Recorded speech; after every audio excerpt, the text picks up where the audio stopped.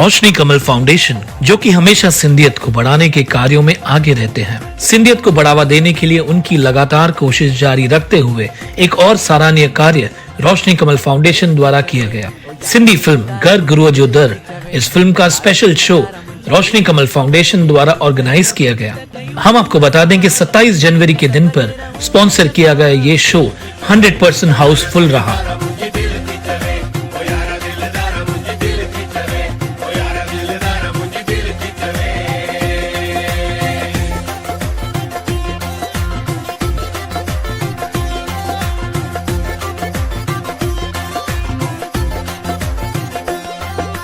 हथ में गुलाब खणी मिलण जी वाट ते, मिलण जी वाट ते, यारन जी यारी खणी हलूं च घाट ते, हलूं च घाट ते।